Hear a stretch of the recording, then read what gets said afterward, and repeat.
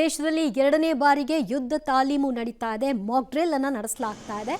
ಒಂದು ವಾರಗಳ ಕಾಲ ಈ ಮಾಕ್ ಡ್ರಿಲ್ ಇರುತ್ತೆ. ಹೇಗಿರುತ್ತೆ ಯುದ್ಧ ತಾಲೀಮು ಅನ್ನೋದರ ನೈಜ ಚಿತ್ರಣ.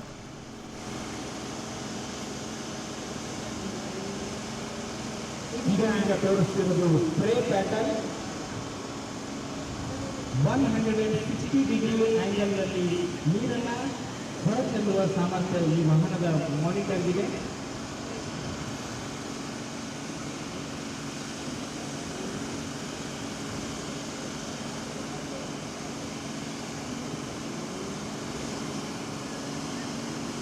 ನಲವತ್ತು ಮೀಟರ್ ದೂರಕ್ಕೆ ನೀರನ್ನು ಹೊರಚೆಲ್ಲುವ ಸಾಮರ್ಥ್ಯ ನಿಮ್ಮ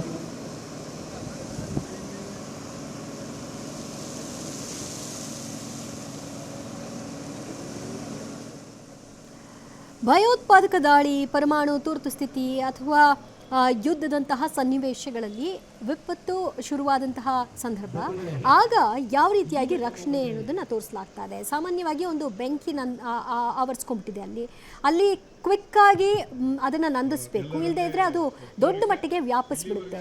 ಅದನ್ನು ನಂದಿಸುವಂತಹ ಭಾಗವಾಗಿ ಹೇಗೆ ಆ ನೀರನ್ನ ಸ್ಪ್ರೇ ಮಾಡಲಾಗುತ್ತೆ, ಅದರ ಫೋರ್ಸ್ ಹೇಗಿರುತ್ತೆ, ಅದು ಮತ್ತು ಎಷ್ಟು ವೇಗವಾಗಿ ತಿರುಗುತ್ತೆ, ಮತ್ತು ಎಲ್ಲ ಕಡೆಗಳಲ್ಲೂ ಕೂಡ ನೀರನ್ನ ಸ್ಪ್ರೇ ಮಾಡಲಿಕ್ಕೆ ಅದು ಎಷ್ಟು ಈಸಿ ಆಗಿದೆ ಅನ್ನೋದನ್ನು ತೋರಿಸ್ತಾ ಇರುವಂತಹ ಚಿತ್ರಣ. ಅದಾದ ನಂತರದಲ್ಲಿ ಬೆಂಕಿಗೆ ರಕ್ಷಣಾ ಸಚಿವ ರಾಜನಾಥ್ ಸಿಂಗ್ ಮಾತನಾಡ್ತಾ ಇದ್ದಾರೆ, ನೋಡೋಣ.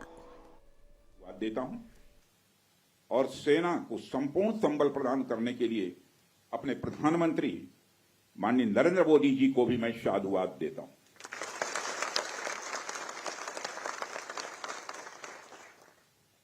मित्रों, हमने हनुमान जी के उस आदर्श का पालन किया है जो उन्होंने अशोक वाटिका उजाड़ते समय किया था.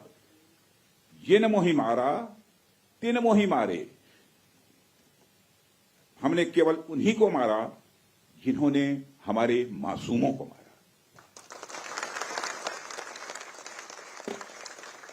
साथियों, प्रधानमंत्री श्री नरेंद्र मोदी के नेतृत्व में हमारी सेनाओं ने ऑपरेशन सिंदूर लॉन्च करके पहले की तरह ही इस बार भी आतंकियों को ट्रेनिंग देने वाले कैंप्स को तबाह करके करारा जवाब दिया है.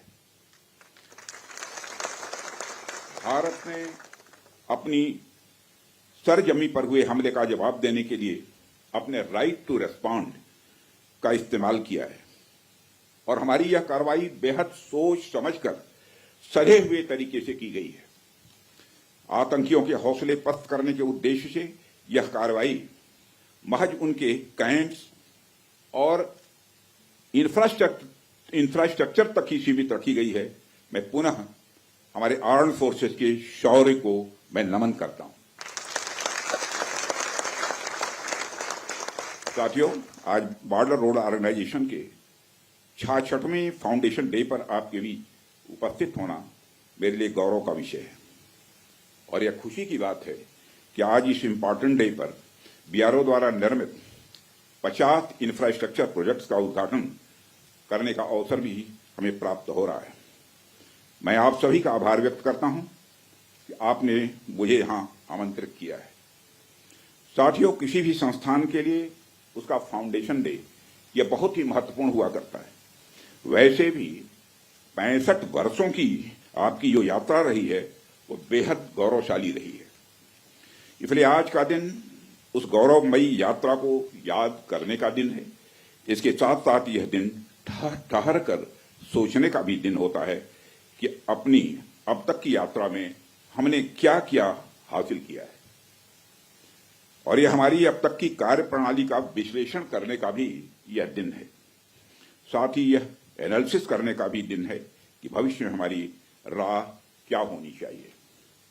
साथियों, मैं देख पा रहा हूं कि वीडियो कॉन्फ्रेंसिंग के माध्यम से देश के अलग अलग क्षेत्रों से हमारे कई साथी जुड़े हुए हैं. अक्सर हम उद्घाटन के अवसर पर बड़ी बड़ी संस्थाओं का और बड़ी बड़ी एजेंसीज का नाम तो लेते हैं, परंतु ऐसे कई कर्मयोगी हैं जो पर्दे के पीछे रहकर काम करते हैं. किसी प्रोजेक्ट को पूरा करने में उनका योगदान भी बेहद महत्वपूर्ण होता है. इसलिए मुझे लगता है कि आज का दिन उनके योगदान को एक्नॉलेज करने और एप्रिशिएट करने का भी दिन है.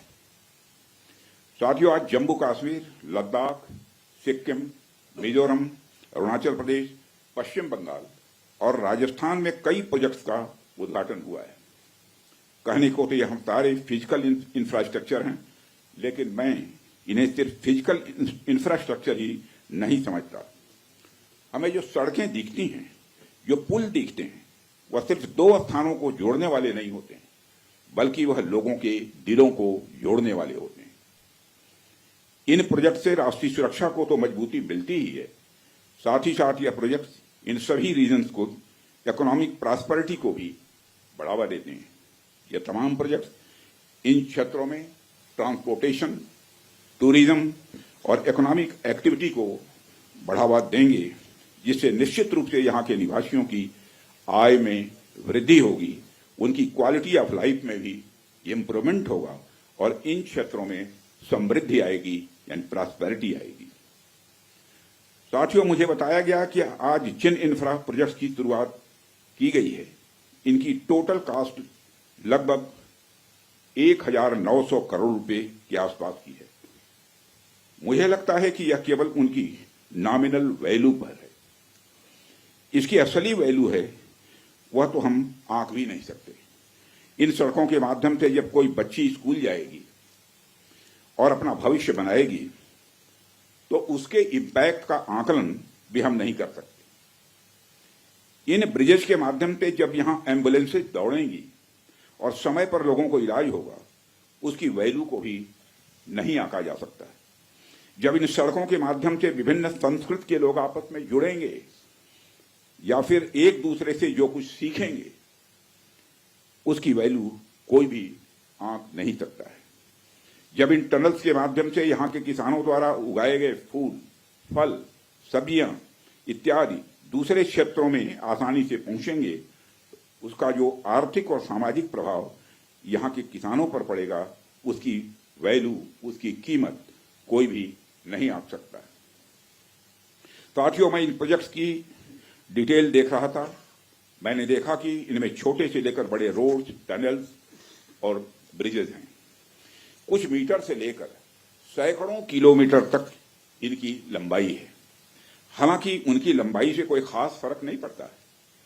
कोई पुल अगर छोटा है, कोई सड़क यदि छोटी है, तो इससे कोई खास फर्क नहीं पड़ता, क्योंकि दुनिया की लंबी से लंबी जो यात्राएं होती हैं, वह सिर्फ एक छोटे से रास्ते से ही शुरू होती हैं।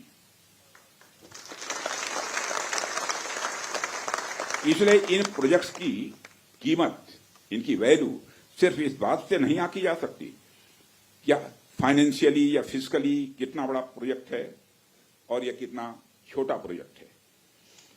असल में इनकी असली कीमत इस बात से है कि यह कितने परिवारों को जोड़ रही हैं, कितने लोगों की संस्कृति को, उनके रहन सहन को आपस में करीब ला रही हैं, कितने लोगों की आर्थिक और सामाजिक समृद्धि, इकोनॉमिक और सोशल प्रॉस्पेरिटी में अपना ये योगदान दे रही हैं।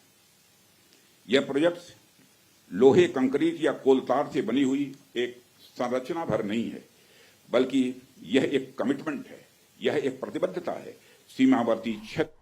ರಕ್ಷಣಾ ಸಚಿವ ರಾಜನಾಥ್ ಸಿಂಗ್ ಏರ್ ಸ್ಟ್ರೈಕ್ ಬಗ್ಗೆ ಮಾತನಾಡ್ತಾ ಇದ್ರು. ಸೇನೆಗೆ ಸಂಪೂರ್ಣ ಸ್ವಾತಂತ್ರ್ಯವನ್ನ ಕೊಟ್ಟಂತಹ ಪ್ರಧಾನಿ ನರೇಂದ್ರ ಮೋದಿಯವರನ್ನ ಅಭಿನಂದಿಸಿದ್ರು. ನಮ್ಮ ಅಮಾಯಕರನ್ನ ಹೊಡೆದಂತಹ ಉಗ್ರರನ್ನ ನಾವು ಹೊಡೆದಿದ್ದೀವಿ ಮತ್ತು ಇದರಲ್ಲಿ ಯಾವ ನಾಗರಿಕರಿಗೂ ಕೂಡ ಹಾನಿಯಾಗಿಲ್ಲ ಅನ್ನೋದರ ಬಗ್ಗೆ ಅವರು ಹೇಳಿದರು. ಮತ್ತು ಭಾರತೀಯ ಸೇನೆ ಇತಿಹಾಸ ಸೃಷ್ಟಿಸುವಂತಹ ಕೆಲಸವನ್ನು ಮಾಡಿದೆ, ಯೋಧರಿಗೆ ನಮ್ಮ ಅಭಿನಂದನೆಗಳು ಅಂತ ಕೂಡ ರಾಜನಾಥ್ ಸಿಂಗ್ ಮಾತನಾಡಿದ್ದಾರೆ.